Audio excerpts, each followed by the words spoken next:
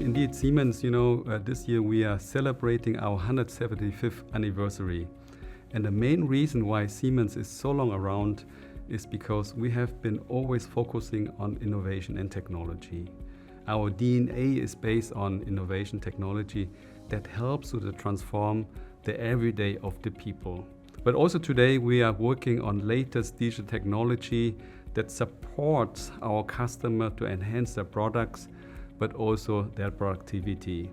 And innovation is so important for us so that we are spending a lot of money every year.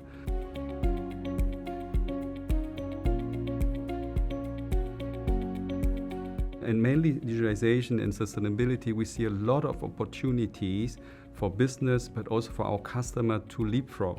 So in this regard, we are helping our customer during their digital journey, but also digitalization and sustainability are closely linked together because with digital technology, we can make the world more sustainable.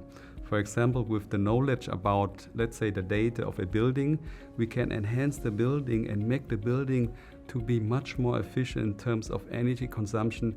That in turn help to reduce CO2 emissions globally.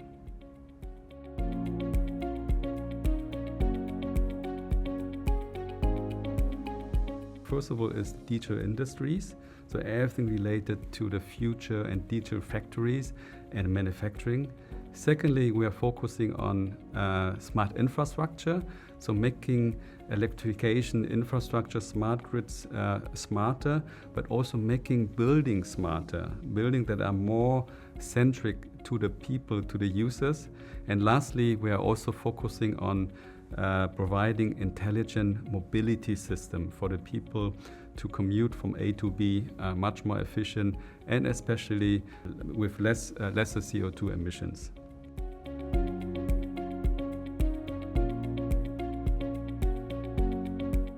I think in principle there are four topics. The number one is what I have elaborated in the first few questions already is the technology, and we call it technology with purpose because we want to focus providing innovation technology that helps transforming the life of the people, so helping our customer.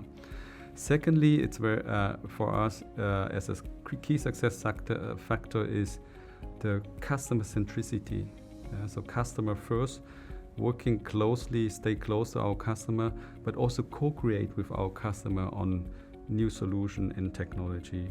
Thirdly are our people, and not just only our people. We want to have empowered people who are feeling empowered to work towards the benefits of our key stakeholders, which are our customer and also our, let's say, also the society. And lastly, I think is one of the most important aspect of today's world, which is highly volatile and also a VUCA world, which is changing rapidly, is that we have a growth mindset. It's a long life journey, long life learning journey of our people continuously learning to adapt and to also giving answers to the challenges of the future.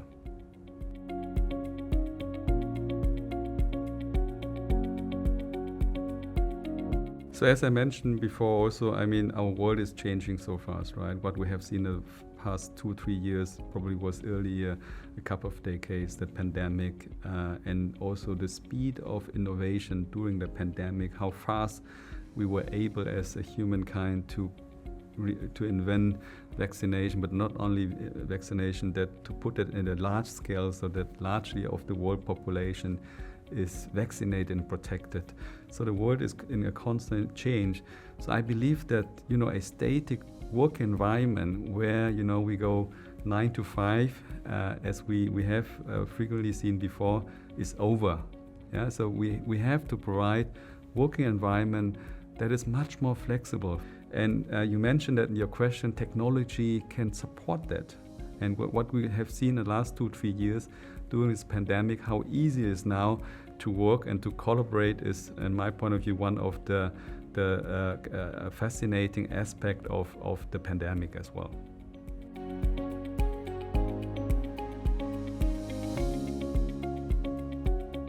AMTC is another very unique set up here in Singapore, but also in entire Southeast Asia.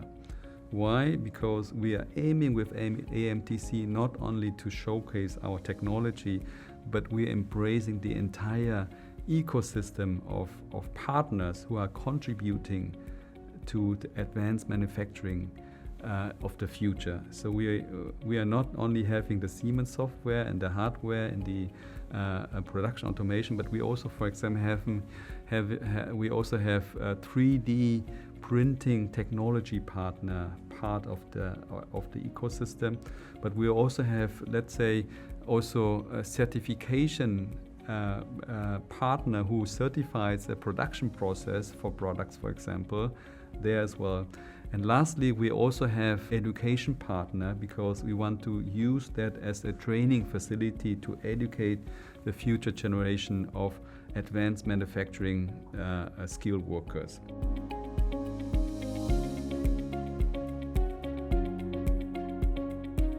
So I think there are three aspects. The first one is we have to have our top key stakeholder in mind, and this is our customer.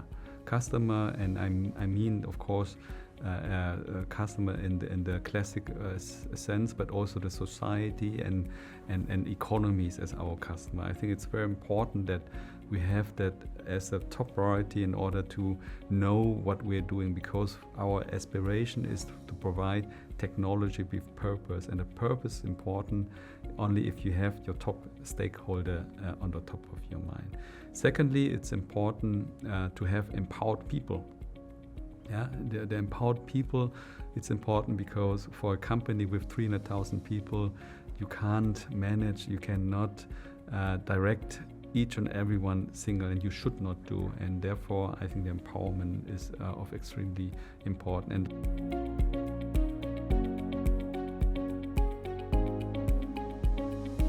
very good question, and at least from my perspective, and of course there are many ways, but for me the first point is that for young leaders, young talents, it's important to see your career not as a 100-meter sprint, but rather a marathon, right? So it's a long race, and the long race means that you have to take the right pace. Yeah, if you are too fast in the beginning, you might be exhausted, so you cannot finish your race. And the second aspect is really to learn, and especially learning from your failure. And lastly, I think for me it's important is your personal attitude, and this is to be respectful. You have to be respectful to everyone in your environment. Doesn't matter high ranking, lower ranking, doesn't matter is this the corporate CEO, doesn't matter is your peer, your staff, or even a cleaning staff in your organization. You have to impose and respect people. If you don't do that, it will be very tough to overcome the marathon race.